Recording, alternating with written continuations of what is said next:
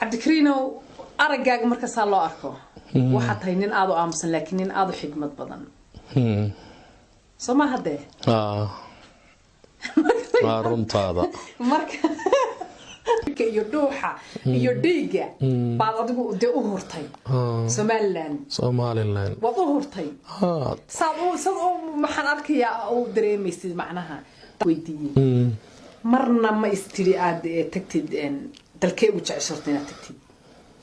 hadda Somaliland balaaba ka bixi lahayd halkee tagi lahayd حاجين تجي لها marka Djibouti ku raatay Somaliland oo aad ka tagtid dalkee baad jeclaan lahayd inaad tagtid oo dalxiis tagtid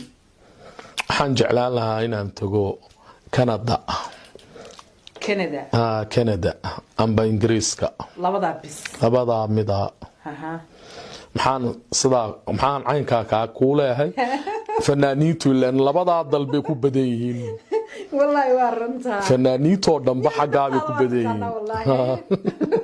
fanaaniinta ku badan de waxaan u rabe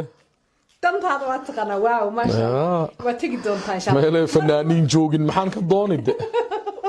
leen fanaaniin meel dadan isku shaqanayay joogan u baan rabaa walaalma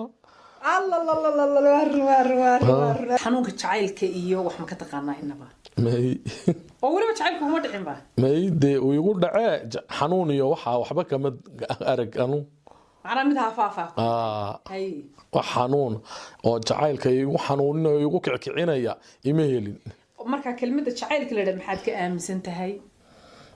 jacaylka horta maxaad ka aaminsan tahay sidii ma wax nool ba ma wax dhintay ba ma wax jira ma wax been abuuraan jirin ba waa wax jira waa wax jira maxaad ku qiyaasi lahayd sidee u tilmaami lahayd sideen u tilmaami lahaa waxaan u tilmaami lahaa waa inaan isjeclaado farsamo kale ma garanayo aan kuugu macneeyo والله بلا سي صح لا جاد شيكتي مر الله يعيسك مره ما يصير صومالي بوك مقريوت من انت ادو صومالي دول مريا تاغي مي ادو دول مريا حتى مقريوت ما تقريو كومريون